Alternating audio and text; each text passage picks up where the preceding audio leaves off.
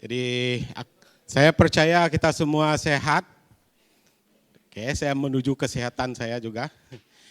Oke, masih ada sengau-sengau sedikit. Oke, agak degil juga 2 minggu sudah, tapi tidak juga pasrah. Oke, tapi saya melawan dia. Oke, karena hari pertama saya kena flu dan batuk, saya bertugas macam mana tuh, install tukar water heater mertua saya di kampung. Oke, walaupun rasanya tidak mampu physically, oke, tapi saya buat juga.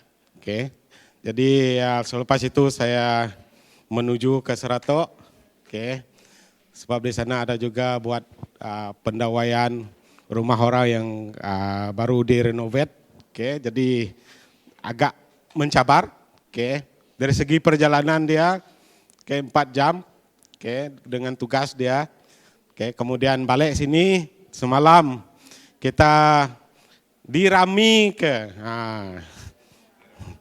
ngerami ke kawin, oke, yang menjadi aku nyen, ini indah ya, saudara kita Marta, oke, kami berdua nih 2 kali sepupu, oke, 2 kali bertumpu, oke, jadi sangat meriah, oke, bukan hanya dengan suasana tapi dengan kehadiran, oke, ti orang Berumah Panjai, Ulu, Ngoili, semua datai, oke, jadi kita yang di Kuching dan Samarahan bersama dengan Sekerang dengan dari Seratok, oke, juga bersama. Oke, jadi tanya kepada saudara kita Dominic dengan Katrina. Sekarang satu nama mereka kalau bahasa Inggris, Mr. and Mrs. Dominic, oke. Jadi kami wakil daripada gereja mengucapkan tanya, oke. Jadi selepas ini siapa? Banyak suara-suara semalam, oke. Jadi saya kata dengan mereka, boleh cabut undi?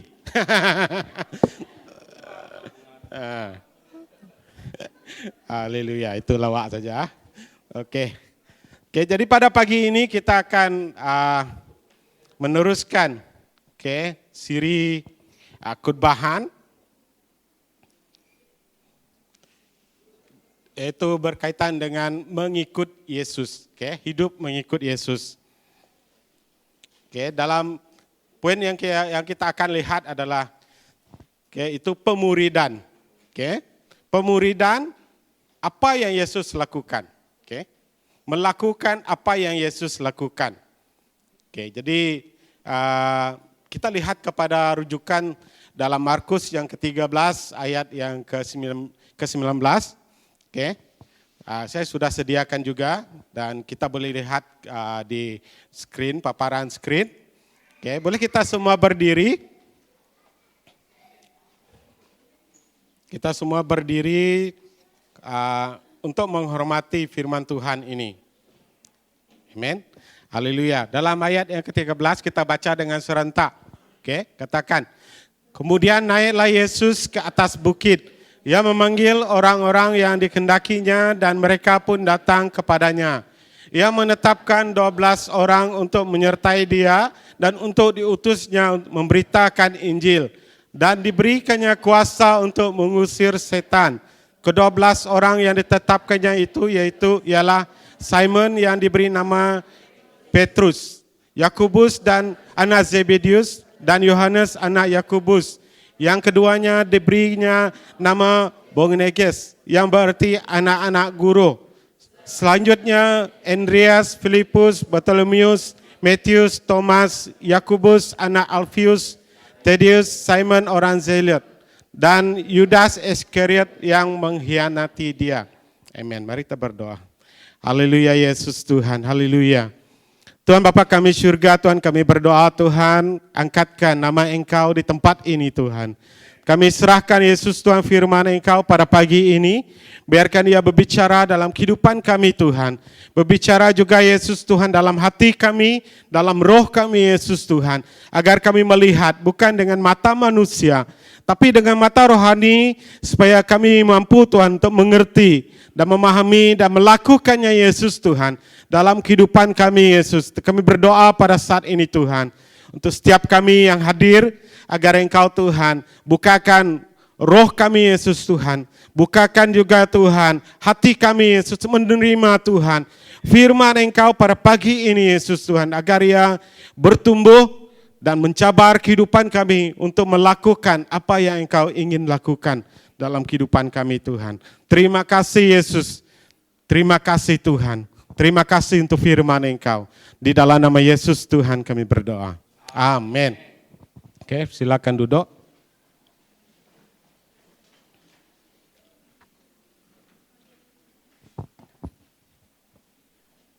Haleluya.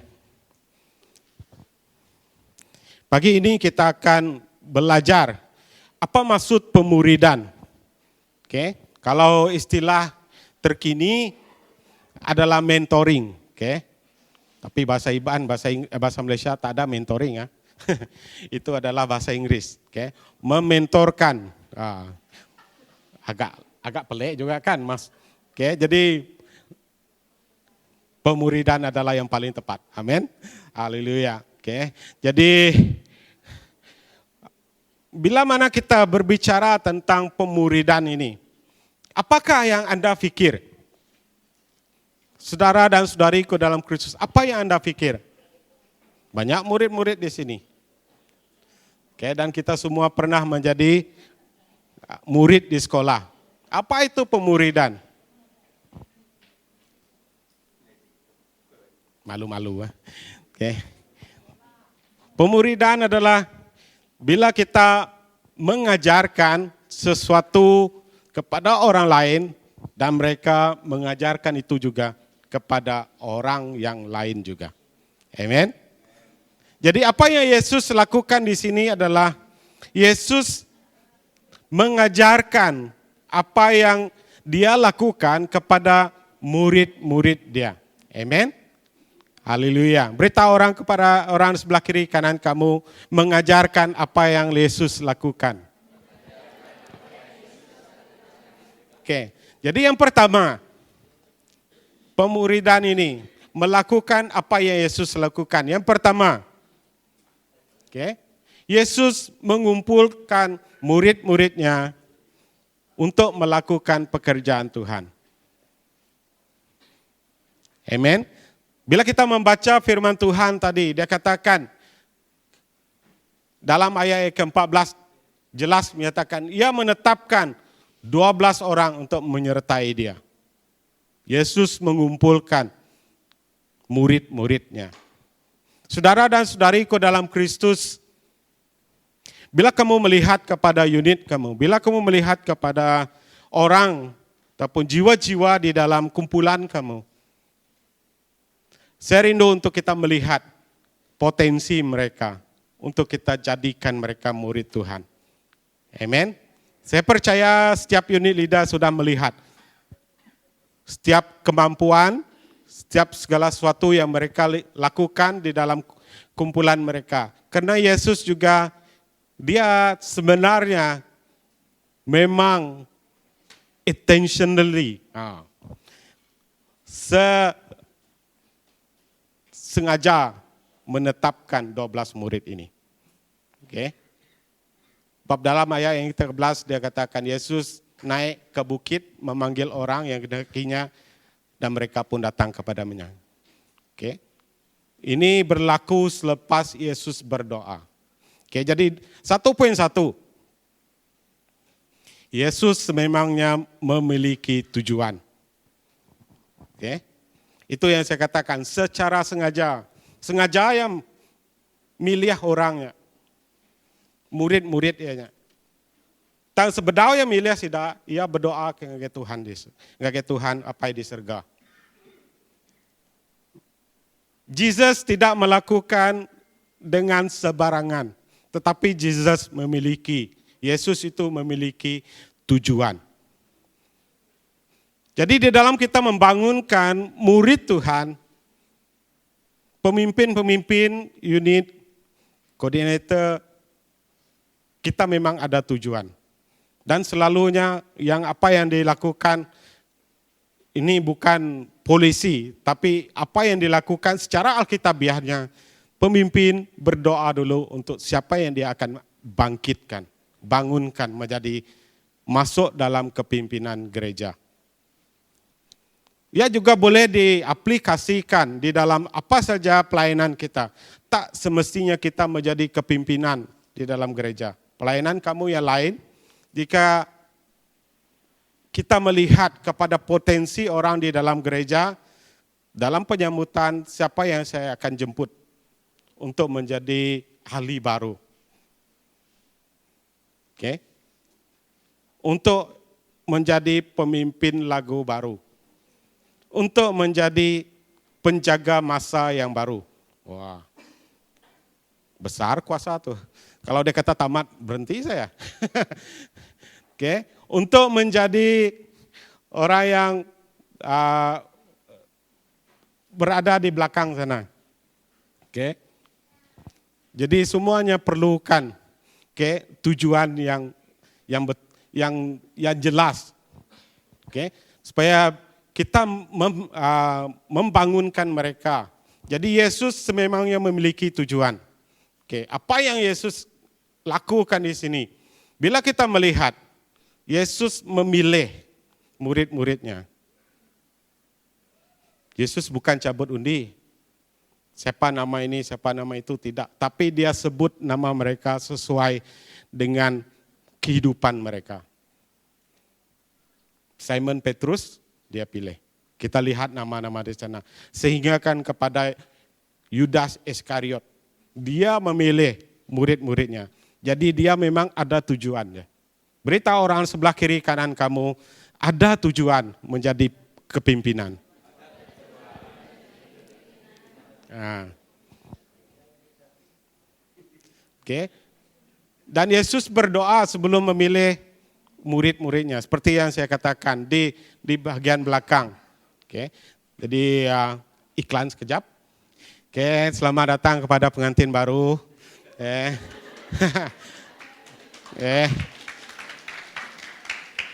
Jadi puji Tuhan. Oke.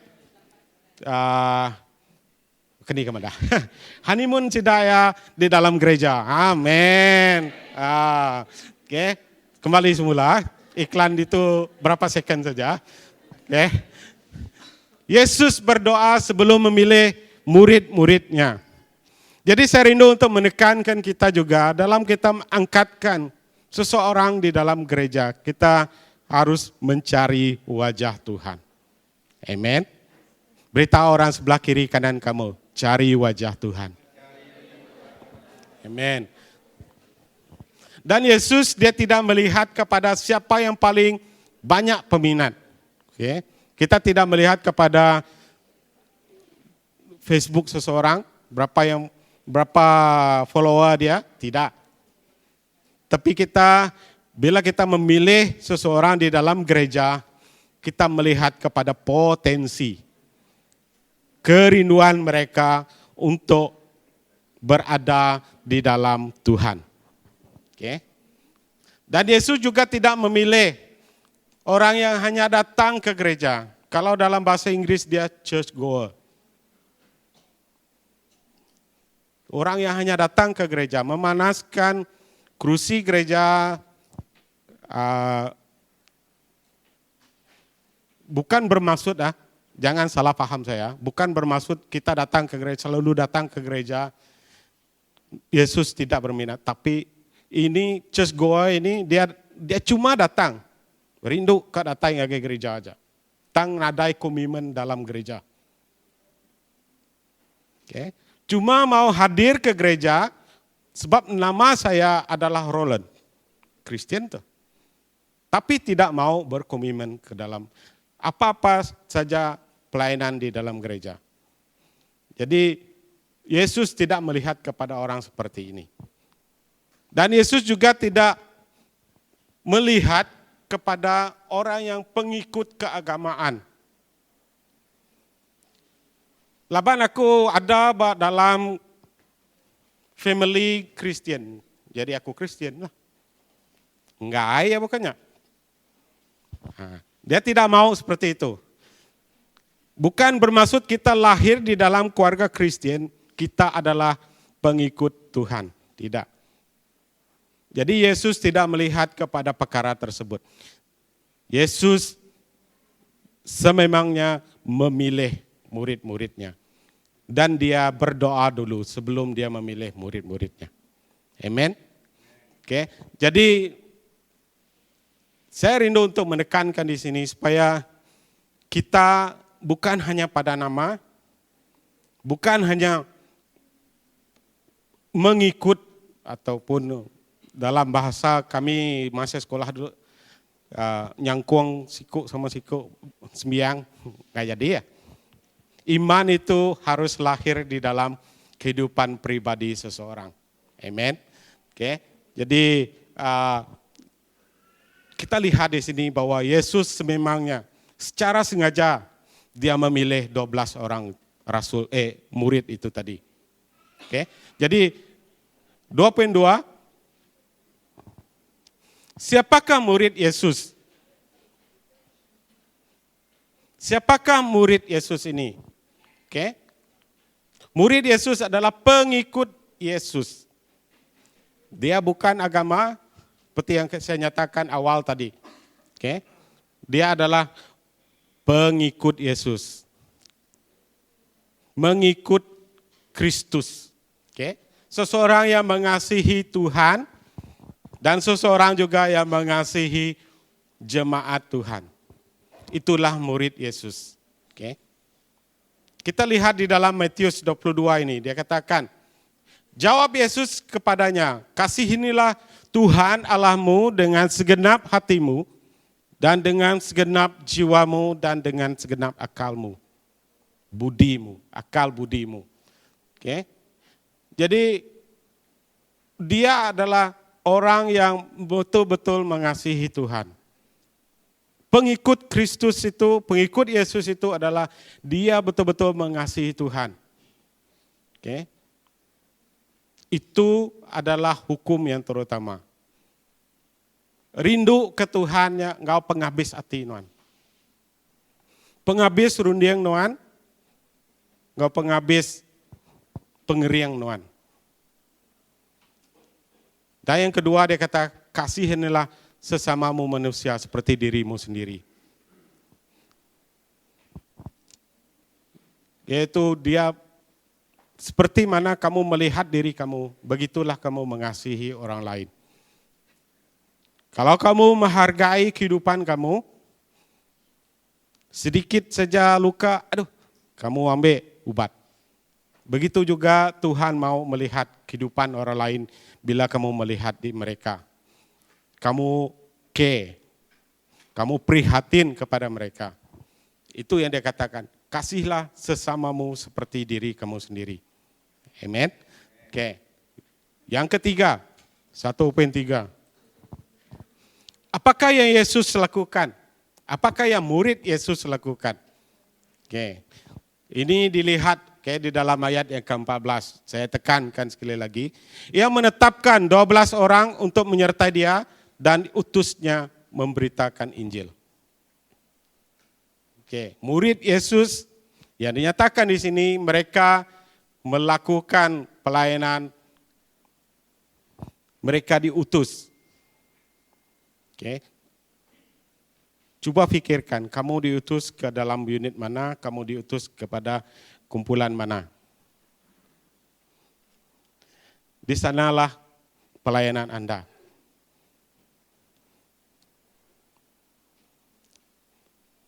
Murid Yesus mereka diutus dan melayani, untuk memberitakan Injil Tuhan Yesus, memberitakan Injil Tuhan itu.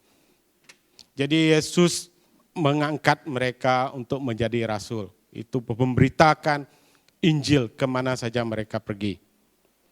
Amen. Jadi saudara dan saudariku dalam Kristus, Tidak lama lagi kita akan merayakan Hari Gawai.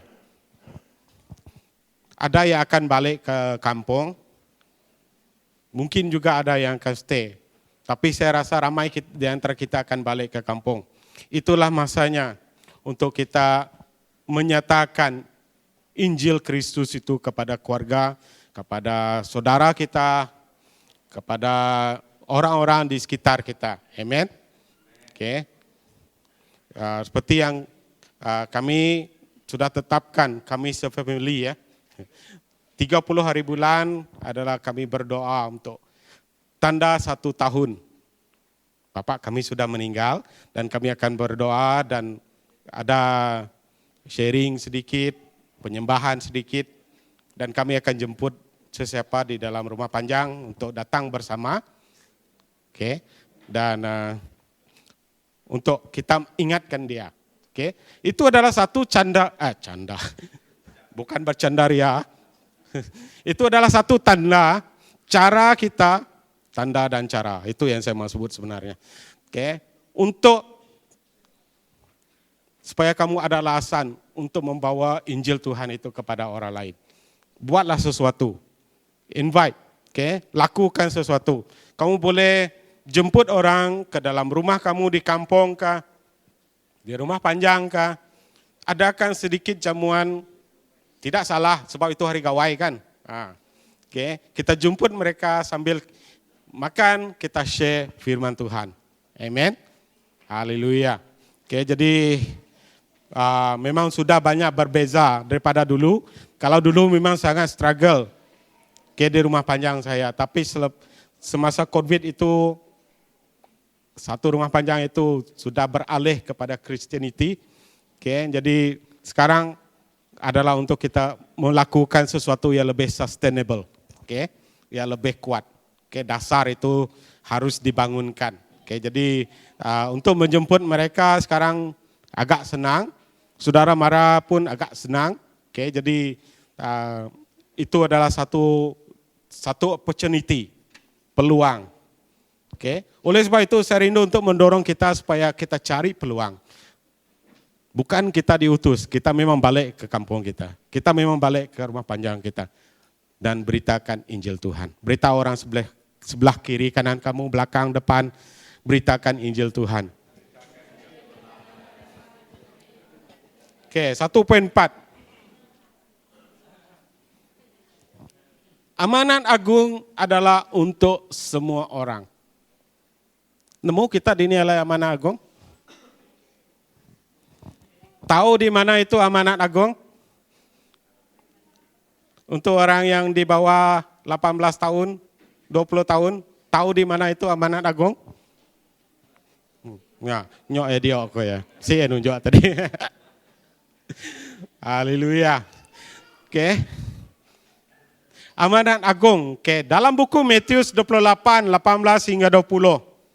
Sebelum Yesus naik ke surga, Yesus berkata kepada mereka, Yesus mendekati mereka dan berkata, kepadaku telah diberikan segala kuasa di surga dan di bumi. Karena itu pergilah, jadikanlah semua bangsa muridku dan baptislah mereka dalam nama Bapa, Anak dan Roh Kudus. 20 dia katakan, dan ajarlah mereka melakukan segala sesuatu yang telah kuperintahkan kepadamu. Dan ketahuilah, aku menyertai kamu senantiasa sampai kepada akhir zaman. Amanat agung ini, perintah yang utama, dia kata adalah pergi kepada semua bangsa. Beritakan Injil Tuhan. Jadikan semua mereka murid Tuhan. Pemuridan sudah dinyatakan di sana. Jadikan semua mereka muridku. Baptis mereka dalam nama Bapa, Anak dan Roh Kudus. Dan kita juga didorong oleh firman Tuhan ini untuk mengajarkan apa yang telah diperintahkan oleh Yesus. Pemuridan, tajuk yang pertama tadi melakukan apa yang dilakukan oleh Yesus. Jadi amanat agung ini adalah untuk semua orang. Beritahu orang sebelah kiri kanan kamu. Amanat agung untuk kamu.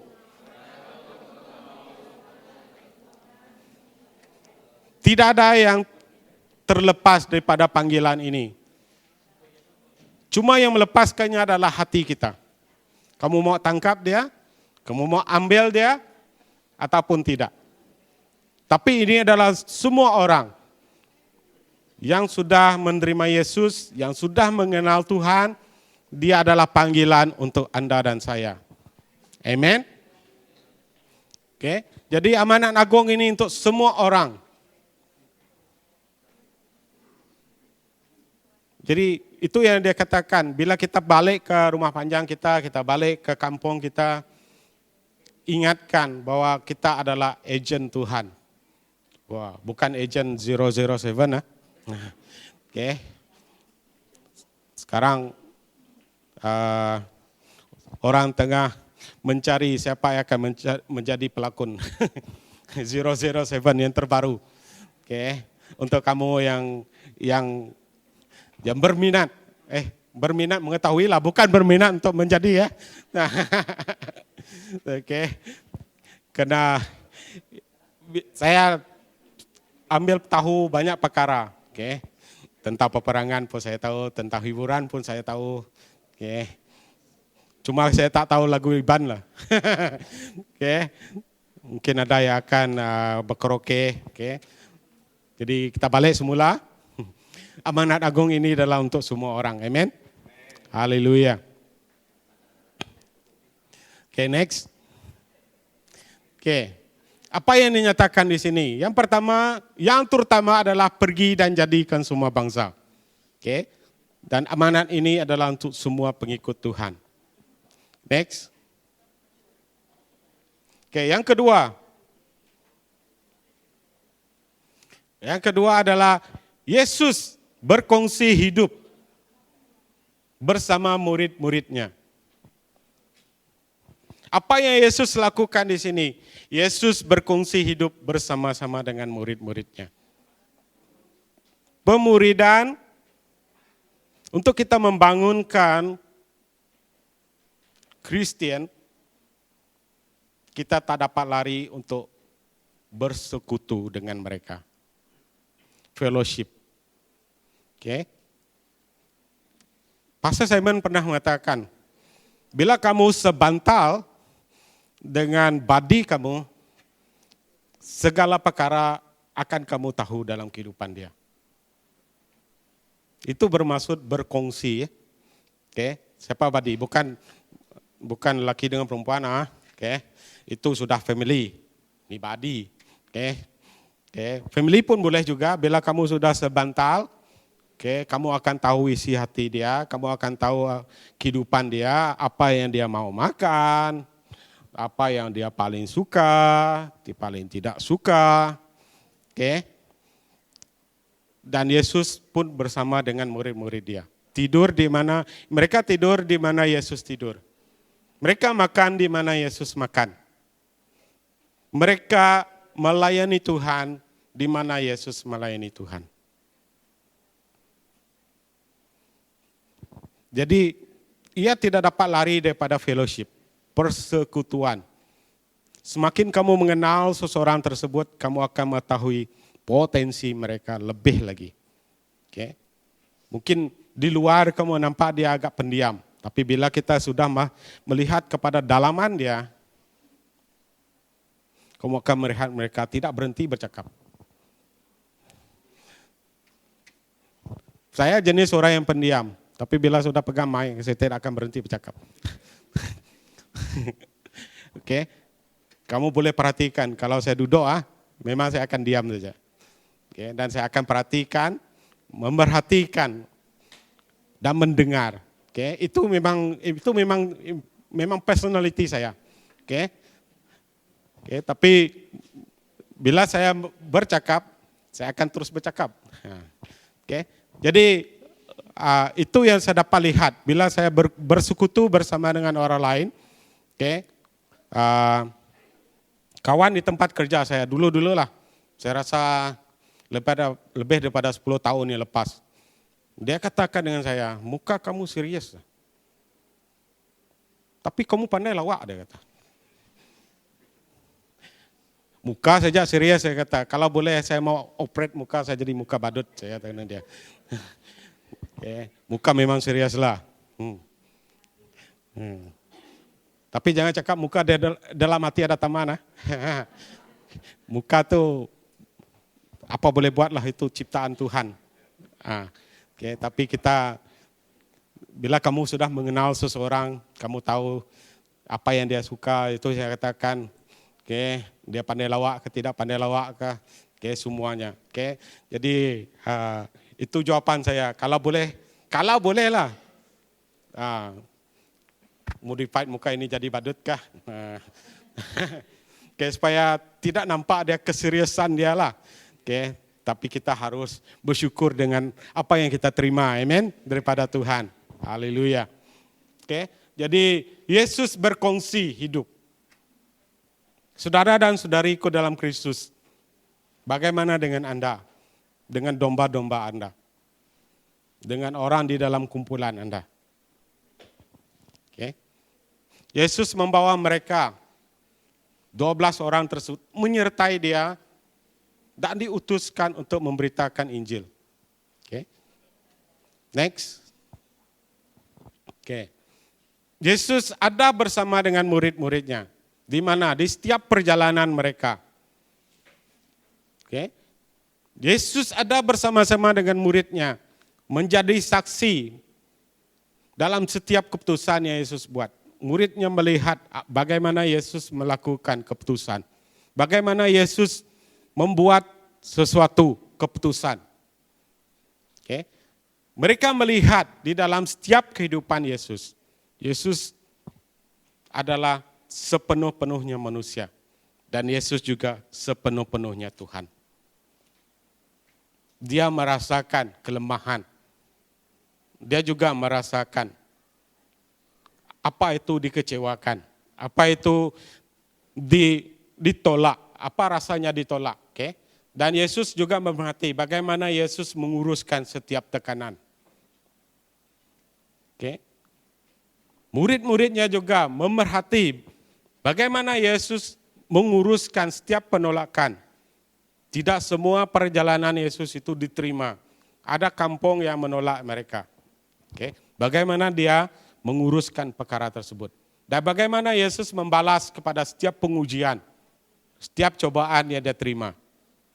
Di sana murid-muridnya juga ada. Mereka memerhati. Karena mereka bersama dengan Yesus, Yesus berkongsi kehidupan dengan mereka. Amen. Next. Jadi pemuridan ini memerlukan sikap keterbukaan. Bila kita sudah berkongsi kehidupan kita dengan orang lain, bermaksudnya debu dalam hidup kita ini pun orang lihat. Apa yang kotor, apa yang negatif, semua orang lihat. Jadi kita harus menjadi transparan. Nama tekad peda orang bab hidup aku, ukai semina dalam gereja. Dan di luar gereja tidak oleh medak mega. Nadai kepura-puraan. Tak ada kepura-puraan. Jadi benarkan orang melihat kehidupan kita yang sebenarnya. Itu yang saya katakan. Apa yang negatif, walaupun secebis debu, kotor itu, dalam kehidupan kita, itulah kita. Itulah saya. Itulah kamu. Dan biarkan murid-murid ataupun domba kita melihat kita yang sebenarnya. Hidup ini tidak sempurna. Tapi di ujungnya itu, yang utama adalah kejujuran. Nada siku kita sempurna itu. Aku tidak sempurna. Jaku ku boleh salah, ulah ku boleh salah. Kehidupan kita boleh bersalah. Terlepas bercakap, terlepas cakap boleh mengecewakan orang. Tapi yang penting di sana adalah kehidupan kita. Kejujuran itu.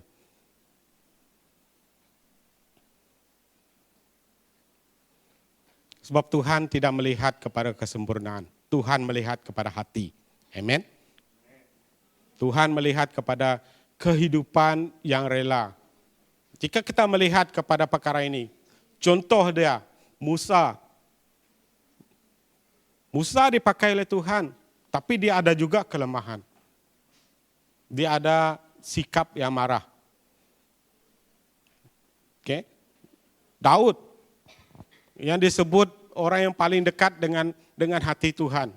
Daud juga memiliki dosa dalam kehidupan dia, yaitu membunuh dan melakukan zina. Tapi Tuhan masih memakai kehidupan dia.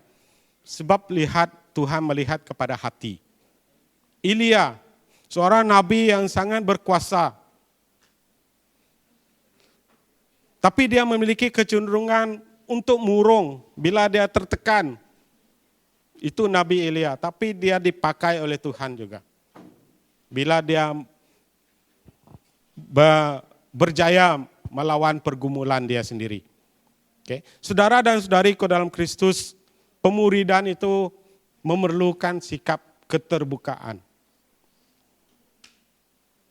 Biarkan orang domba-domba kita melihat kehidupan kita dan beritahu mereka kita sama-sama membangun di dalam Tuhan. Amen. Haleluya. Next. Dalam Yohanes yang ke-15 dikatakan di sini. Okay. Aku tidak menyebut kamu lagi hamba, sebab hamba tidak tahu apa yang diperbuat oleh tuannya. Tetapi aku menyebut kamu sahabat, karena aku telah memberitahu kepada kamu segala sesuatu yang telah kudengar dari Bapa-Ku. Okay. Jadi itu yang Yesus lakukan. Bila dia berkongsi kehidupan dengan murid-murid dia, mereka dia katakan bukan lagi hamba, tapi mereka adalah sahabat dia. Bila kamu sudah berkongsi kehidupan dengan domba-domba kamu, mereka adalah sahabat seiman dengan kamu. Beritahu orang sebelah kiri kanan kamu, hai sahabat perjanjian. Amen. Oke. Next. Oke. Tuhan bekerja dalam hidup kita saat kita menolong orang untuk bertumbuh. Oke. Bila kamu memberi hidup kamu kepada orang lain, Tuhan juga menolong kamu untuk bertumbuh di dalam Tuhan. Pemuridan selalunya bertumbuh dalam perhubungan persahabatan. Itu memang satu cara dia. Sebab Yesus mengalukan kehadiran ataupun berkongsi kehidupan dengan murid-muridnya. Jadi pertumbuhan melalui persahabatan membawa kepada pertumbuhan rohani.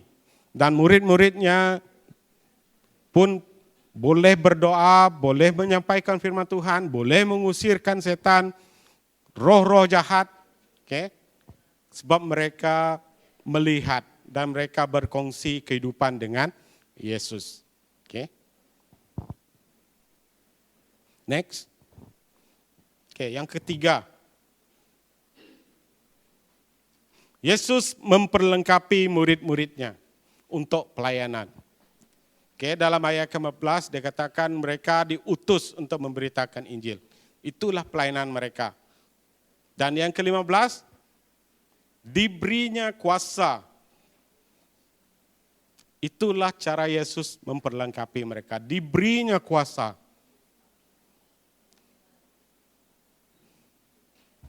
Pengurapan daripada Tuhan sangat diperlukan.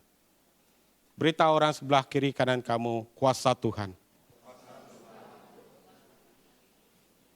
Untuk memperlengkapi murid-murid, ataupun untuk memperlengkapi domba-domba kita, orang dalam kumpulan kita, kuasa daripada Tuhan sangat penting.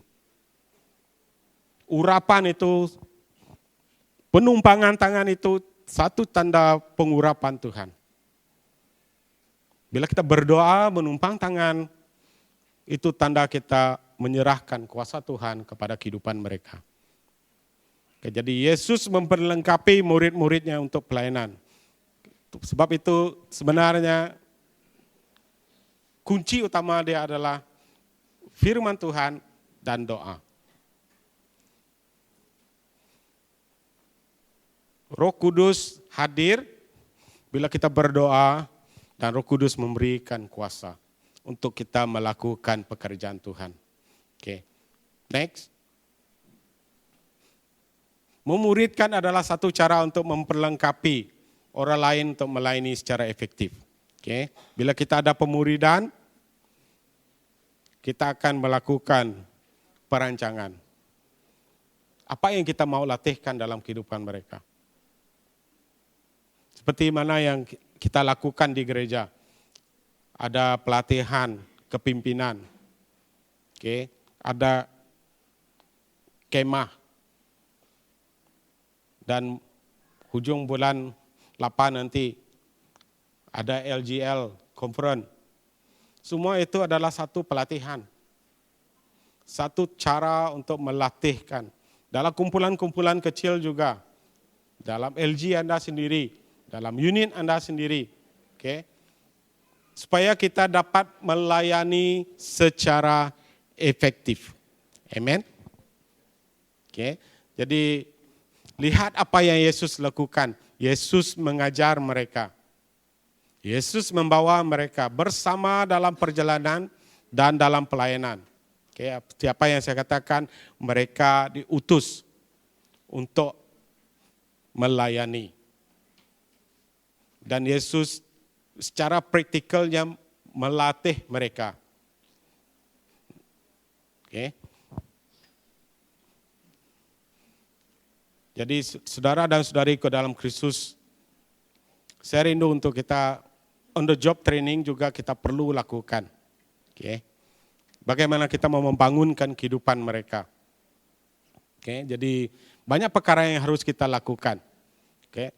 Anda boleh pikir bagaimana Anda boleh merancang untuk melakukan bersama-sama dengan murid-murid ataupun dengan domba-domba Anda di mana akan Anda, target yang Anda mau dalam kehidupan mereka. Amen. Next. Jadi seringkali kita pikir, adakah pemuridan itu sama dengan counseling? Secara praktikalnya dia tidak sama dengan secara counseling. Sebab counseling adalah pelayanan untuk penyembuhan. Ada sesuatu kecewaan, ada satu kepahitan, ada satu pergeseran. Jadi dia perlukan penyembuhan. Tapi pemuridan ini adalah untuk membangun kepimpinan, membangun rohani, karakter, menggerakkan.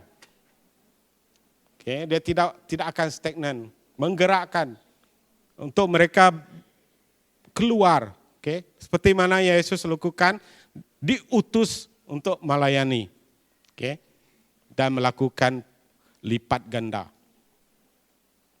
pertumbuhan.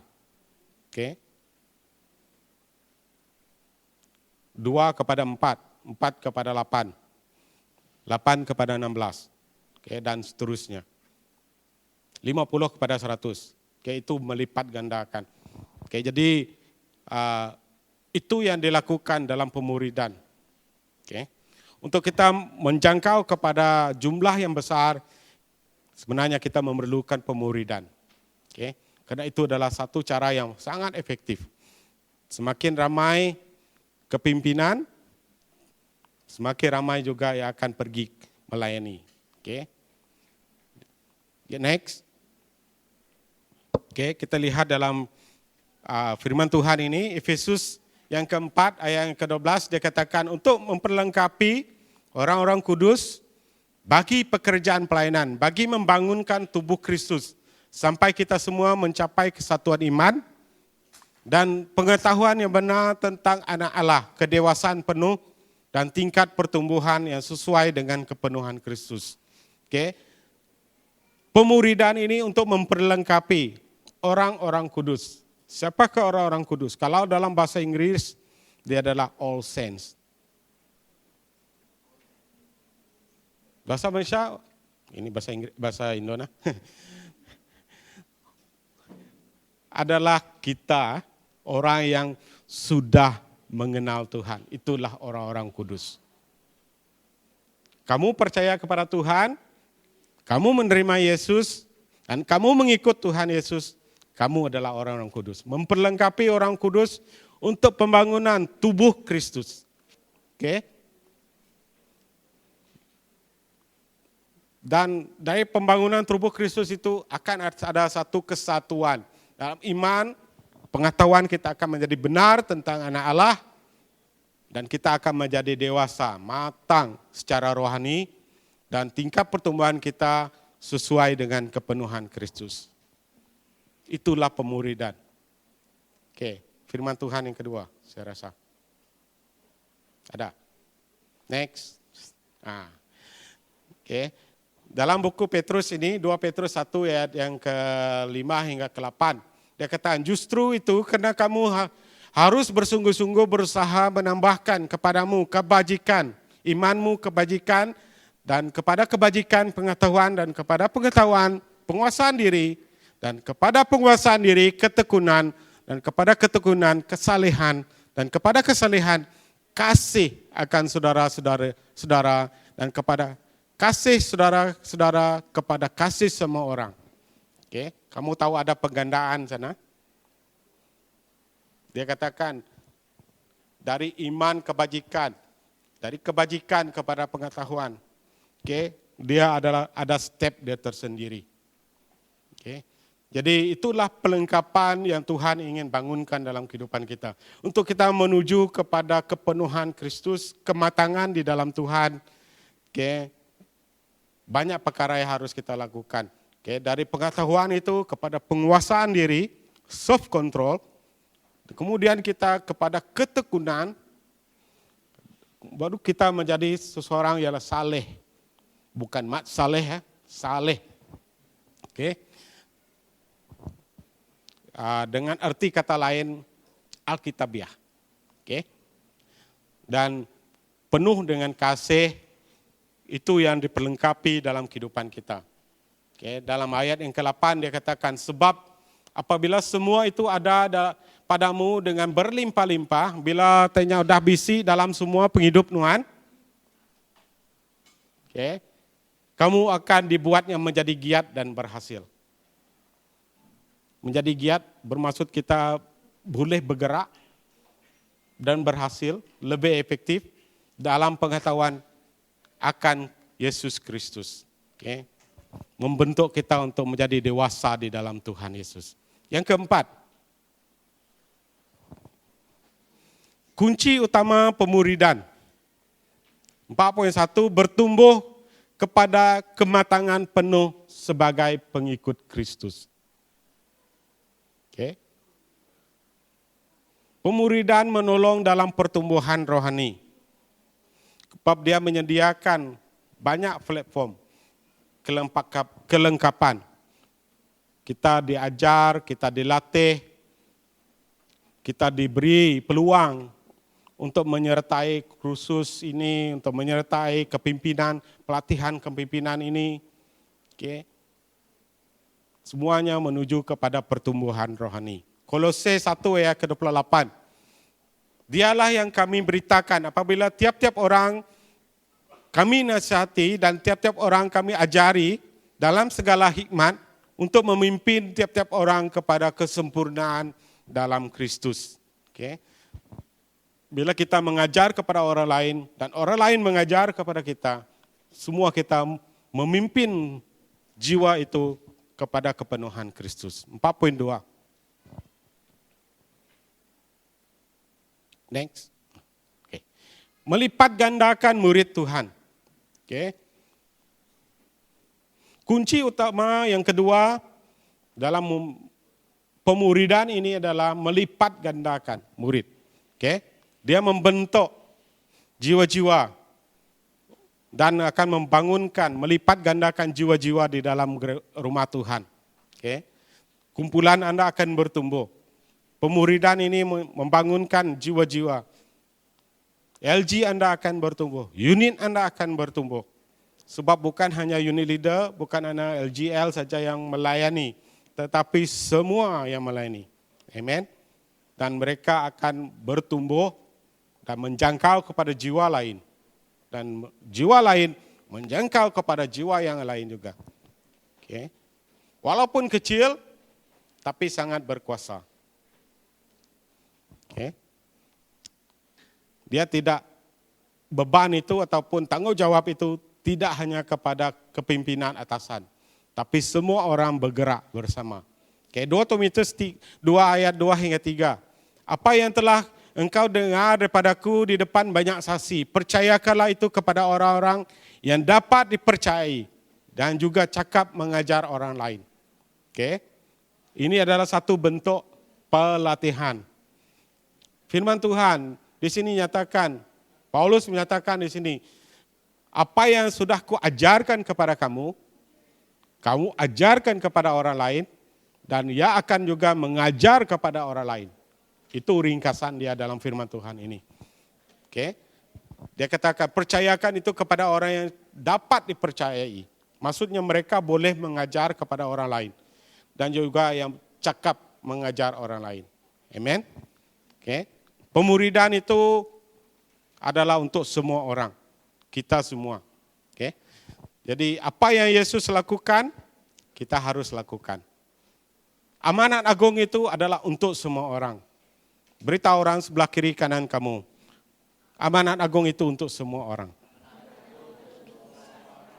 Amen. Mari kita semua berdiri, kita mau berdoa pada saat ini.